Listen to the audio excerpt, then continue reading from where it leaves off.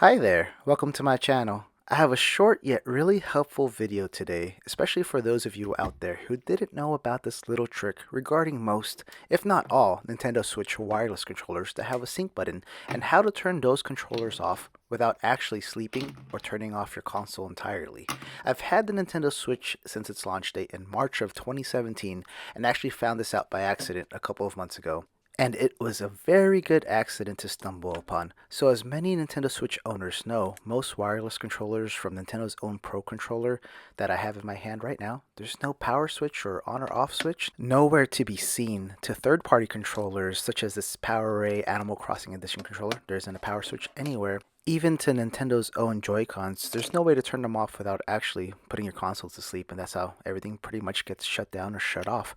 And sometimes we want to turn off these controllers, so with this PowerA one, I'd have to take out the batteries just to turn it off. Before I found out this trick, but we want to save battery most of the time, especially while we're watching YouTube or Hulu on our Switches, or when you have friends and family over and they just want to jump in and out of a local multiplayer game such as Smash Brothers. So the way that I discovered involves pressing that sync button on the top of most controllers. I said most because sometimes you can get a third-party controller that actually has an on and off switch, but in this case, all these controllers, the Pro Controller, the Animal Crossing one, to the Joy-Cons, they all have a sync button on the very top. So for those who didn't know, if you detach the Joy-Cons from the Switch, they have that same exact sync button right in between the SL and SR buttons, right next to the LED indicator lights. So if you want to pair a set of Joy-Cons to your Switch without having actually to attach them, that's an easier way to do it. Just press that sync button when you have that change grip order menu up, and that's how you do it. So regardless of the brand, officially licensed by Nintendo or not licensed, third party, first party,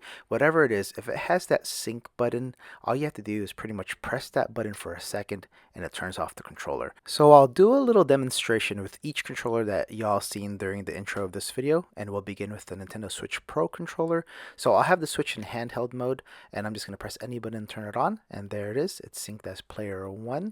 So I'm just going to move the stick around just a little bit just to show that the controller is actually working and synced up. And the whole point of this video is to show that you don't have to sleep or turn off your Switch to turn off your controller. Press that sync button, and just like that, the Pro Controller is turned off. And the best part about this method is that the controller is actually still paired with the Switch when you turn it back on, just like how I'm doing right now. Don't mind the video, it's a little sped up because it was starting to get kind of slow, so sometimes I do that from time to time. Anyway, and you don't have to pair it or resync it if you just press that little button one time really quickly just to turn off the controller. So every time you want to turn it back on, just press a face button, a shoulder, the home button, whatever it is to get the controller on, and that's how simple it is to turn it back off by pressing that sync button. So we're going to move on to the Animal Crossing PowerA controller, and the method is exactly the same. So when I first grabbed the controller at the beginning of the video and turned it around to the backside, some of you may be wondering what these buttons were. Simply put, that center brown button programs the left and right paddle buttons, and there's nothing else to it. And here's a quick look at underneath the battery cover. All it does is house the batteries, and that's pretty much it. So the same rules apply here, the same method applies here as with the Pro Controller. Turn it on by pressing any face button, and you can see everything moving.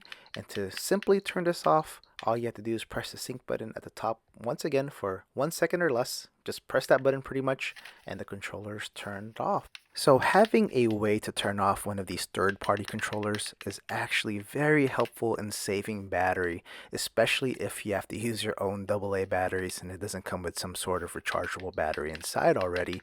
And I love this because this controller actually has a pretty decent battery life. It's like 30 hours, I believe, before you have to recharge those AA's or get a new pair of AA batteries in there, which is, kind of costly over a period of time. But it's nice to know that you can actually save some battery life by pressing that sync button, which I now call the unofficial off button for a Nintendo Switch wireless controller.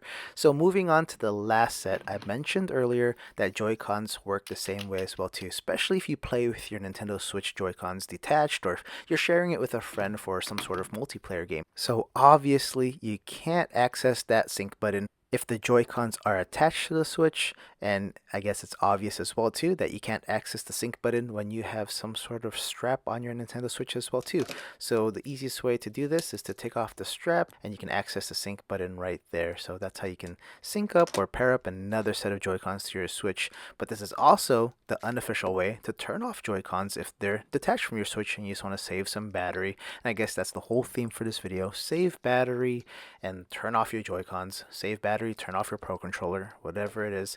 And just like all the other controllers, all you have to do is press that sync button and it turns off. And it's actually way easier to press the sync buttons on the Nintendo Switch Joy-Cons because they're not as sunken in and they're a little bit bigger than on the Pro Controller or even that Power Animal Crossing controller. Man, it's a weird accent sometimes. But if you just want to get your Joy-Cons attached again, you can do that and everything will be up and running again just like it was before you took them off.